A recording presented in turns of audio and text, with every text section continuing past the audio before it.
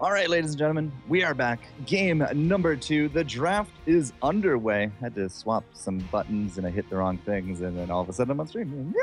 Yeah, good stuff. All right, we are here. Glorious and Cloud9 Maelstrom. Right now, Cloud9 on fire, undefeated. They beat all their best of ones. They're now up a game here. It could be a 2-0 because we're going back to first hollow. The salty run back, I think, is the term that we should be using there. And we've actually now swapped out the teams, and they're ready to go. They're all here. Draft has started. Will we see Kerrigan ban, or will we go back to a bit more of the traditional Stitches Tassadar? That Kerrigan, Zuna Kerrigan, man, if I run into him in solo queue, I need to get out of dodge, because he is scary with that thing. But here we go. Glorious and Cloud9. First ban on the spot. Yeah. It's a Kerrigan ban. Once more, Cloud9 being denied the Queen of Blades, as she did some absolutely massive work in the last game, and this is why she was banned repeatedly before that. Stitches is going to be the return ban here from Cloud9 Maelstrom, because they do not want to give that to Glorious, especially on the map that he is ever so good at, and that leads us into a first pick, Tassadar.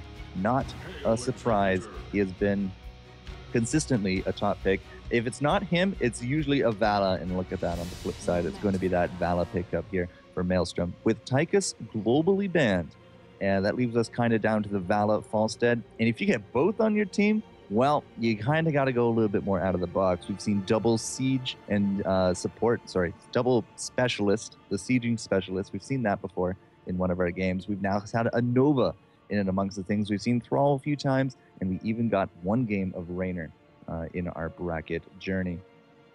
No Arthas pick, though. Cloud9 definitely valuing that Vala a little bit more, which is not really too much of a surprise, but even still, they go for a Tychus.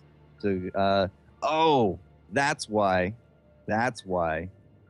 I didn't see that other one. All right, let's try this again.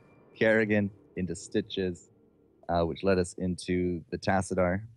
Where's Tassadar? That's why. So, yes, there was an Arthas first pick, and then the Vala, which makes a heck of a lot more sense. I'm still not entirely confident on this drafting tool, but apparently I just didn't see it. And then that led us into the Tychus, the Tyrael, my bad.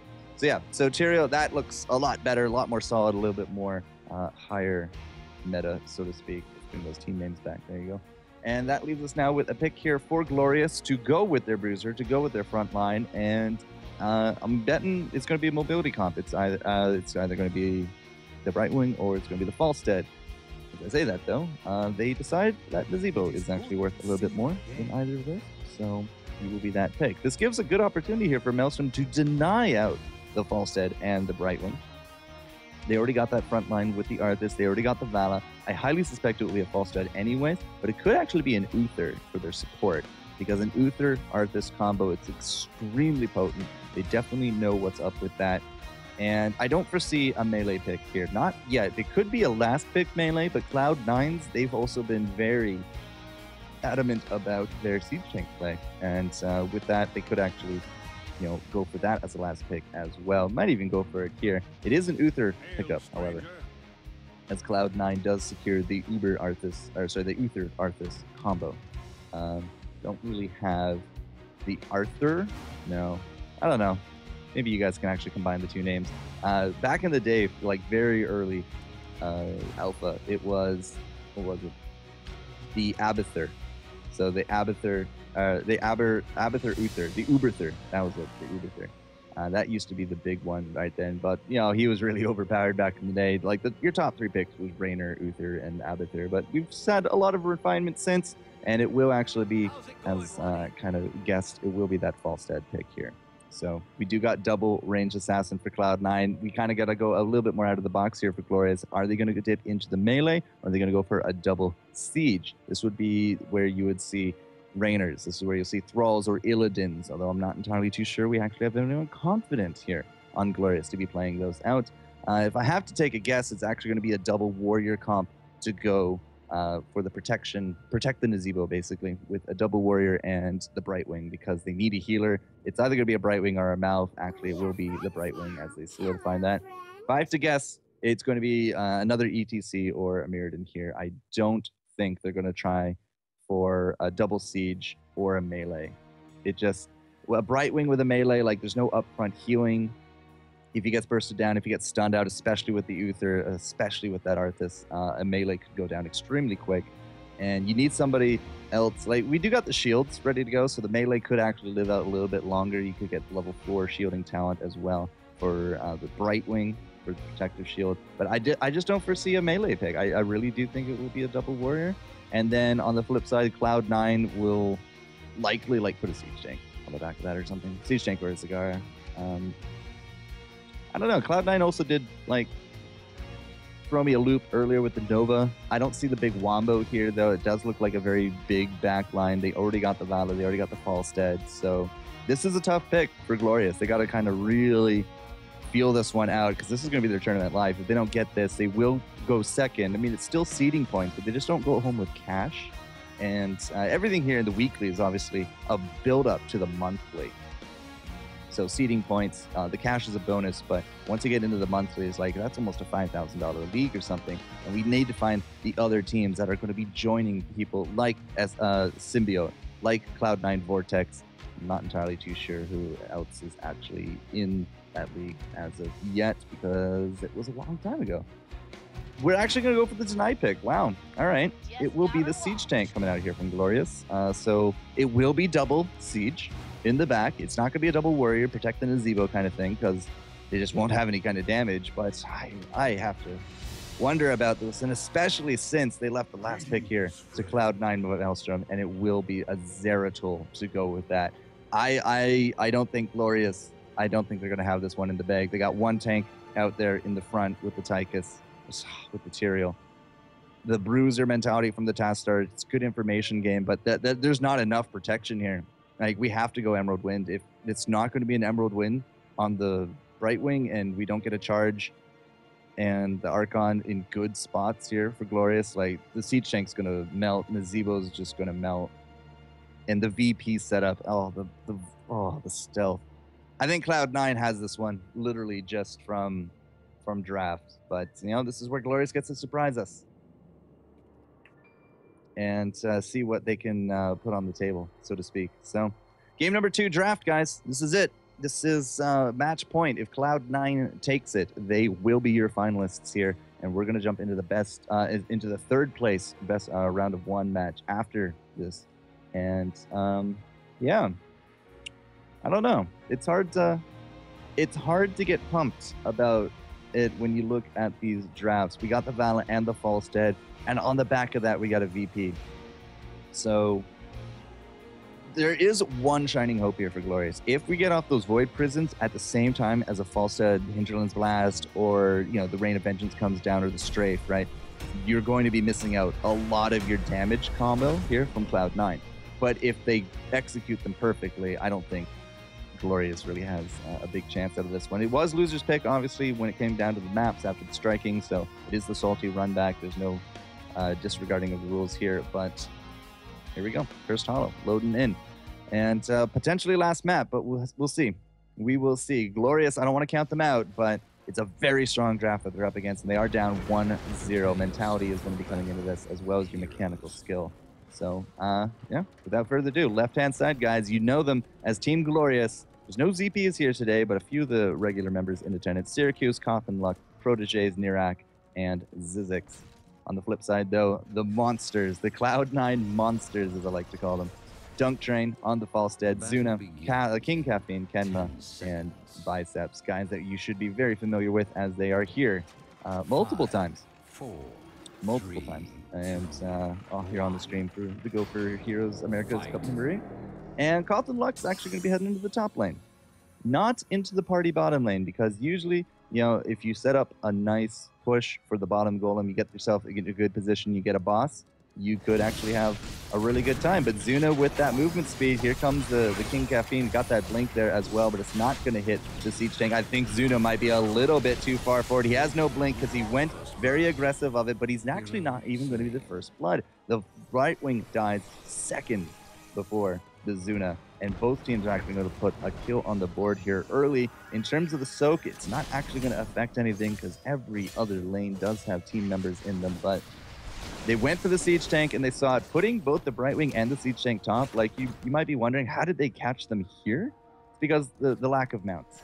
And we do have the mount advantage going the way here of Cloud9, so they were able to get there just much quicker. And now they're setting up for this big gank into the top lane, but nope, Gotham Luck, he says his spidey senses are tingling. He's gonna get a Howling Blast out, but there's no follow-up. And the roaming King Caffeine, the roaming Zuna, like, it doesn't quite have the bigger punch like with a Kerrigan, with a Nova, somebody with Envenom for the double, or the crowd controls. Like a roaming Malfurion with the roots into a big damage comp, that could definitely work wonders, but it's not to be today. It's not to be. Bottom lane is okay. They're just going back and forth. Dunk Train is should actually have really no trouble here with the task starts. Once again, this top, they're really trying to limit out how much push Cotton Luck can do with that siege tank. If you suffer relatively little damage here early, that'll actually pay you back very nicely later, because even if a boss does come around, he has to get through that gate, and if the gate's not down, then it will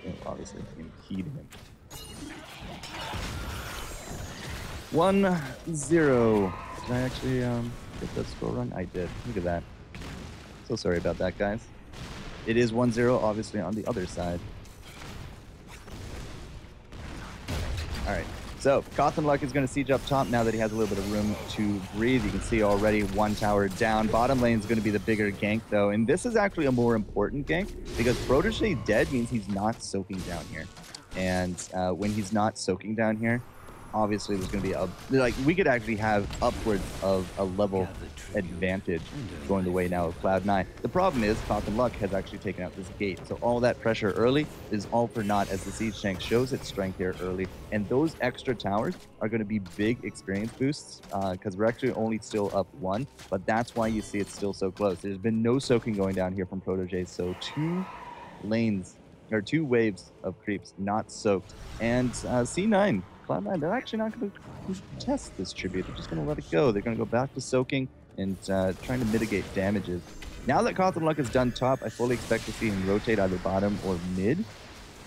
And, it's just start working away at some of these other gates. Because once the gate is down, you've got to push in a little bit farther there into the core, and you don't really want to do that. Nice concussive blast. We'll keep the Dunk Train farther to the left, but I don't think we have enough burst here, and we don't. Yeah, and there's nothing to combo after the Psy Storm and the concussive. I mean, you might have been able to siege up, but even then, I don't think it would have been a kill on top of the Griffin. Nirak is bottom lane, just trying to deal out here with the Proteges, and the tower damage is now actually equalized out. King Caffeine going in with that Envenom and the Death Coils, but might be a little bit too far forward. Coffin Luck, however, does not have anything really in the bank to chase, because you do want to use your thrusters to survive.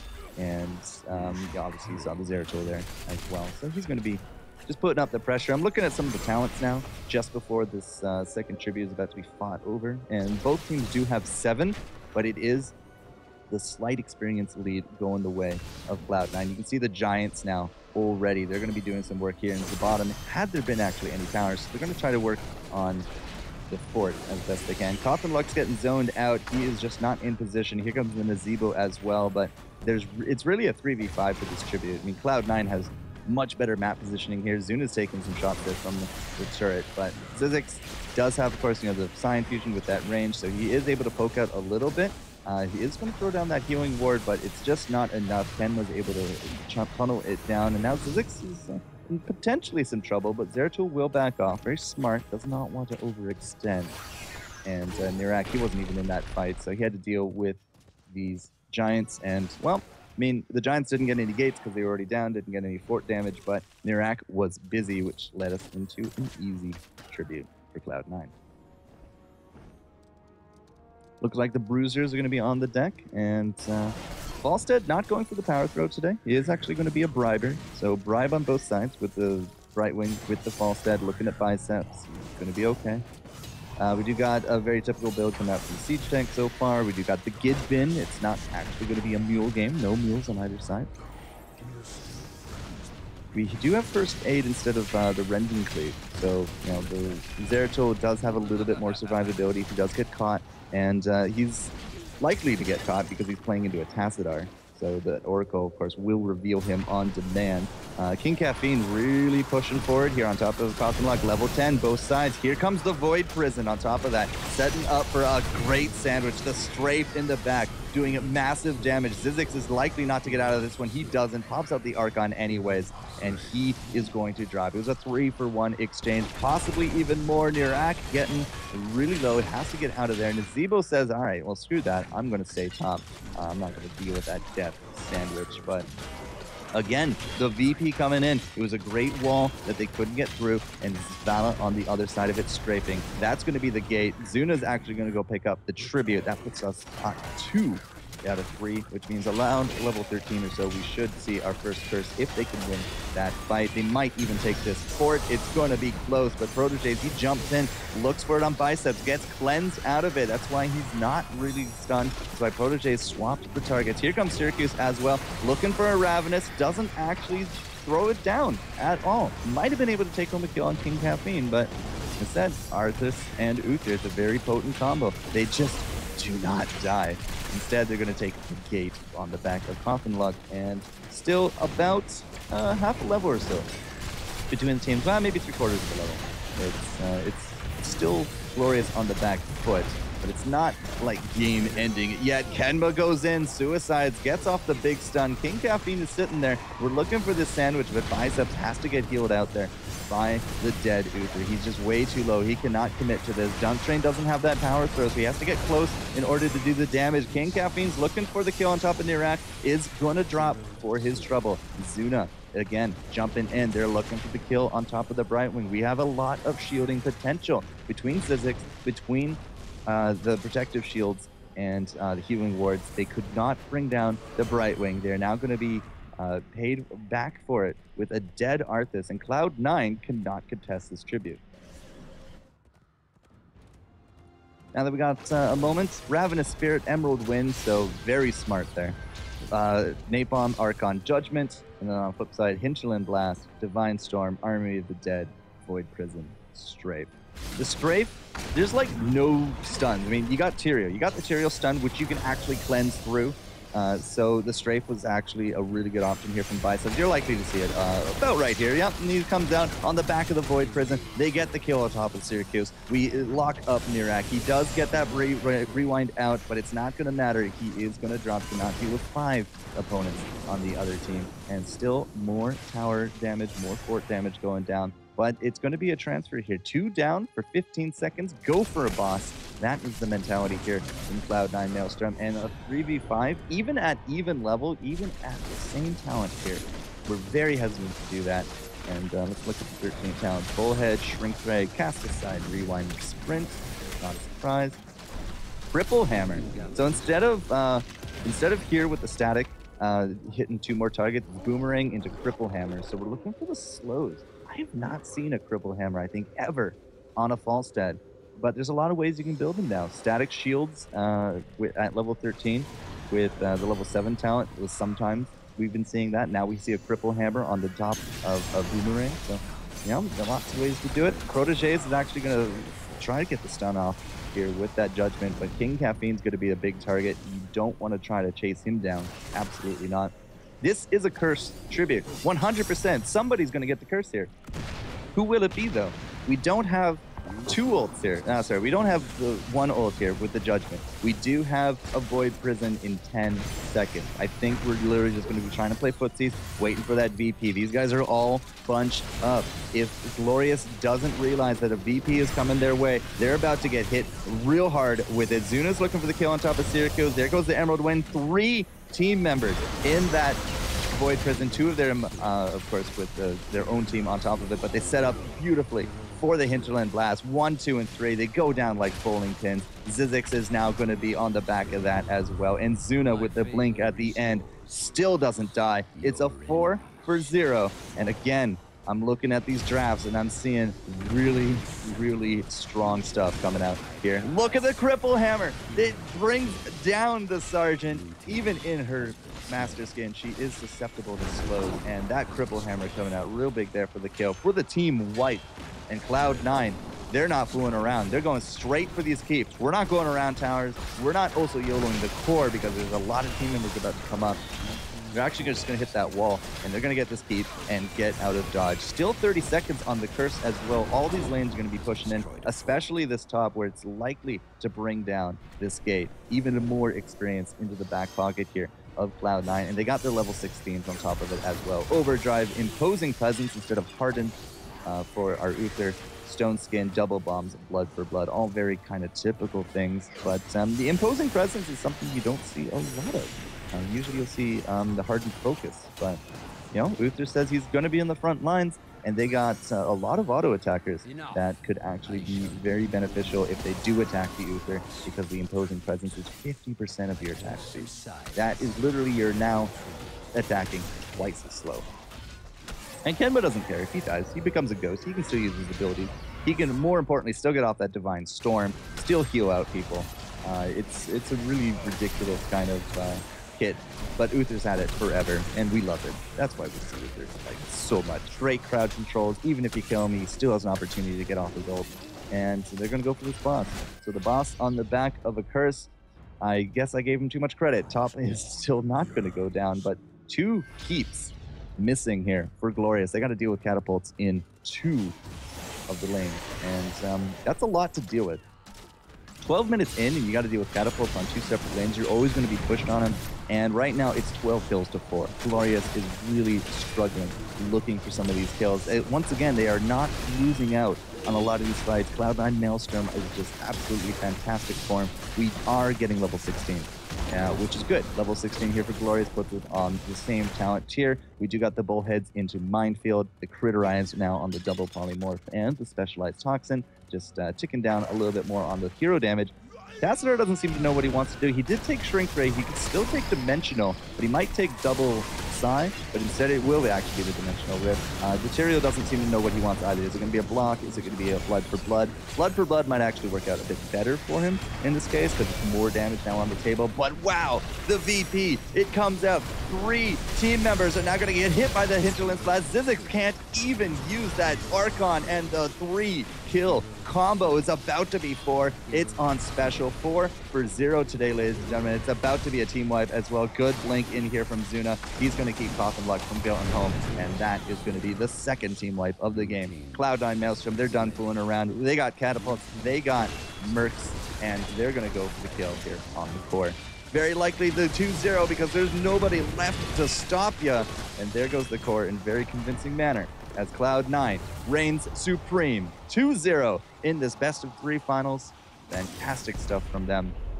The monsters of these cups, so to speak. And they're really looking to join Vortex in that ESL Major League. They need to win this next monthly to be inducted into it. Well, they need to be in the top 4 of the next monthly in order to be into it. And so far, phenomenal stuff coming out of them. They're practicing really hard. They're taking names and kicking butt.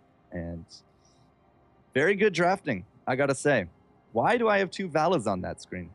That's actually rather weird.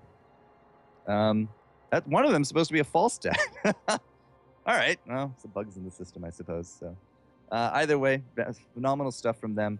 They take home the win, and they are crowned champions. Now, we're not actually done with the coverage today. I'm going to go talk to ZPs. He said he'd save me the replay from the 3rd place match. We're going to see if we can bring that on the stream as well, just to see who actually gets the lasted seeding points. But it was a 2-0 Cloud9.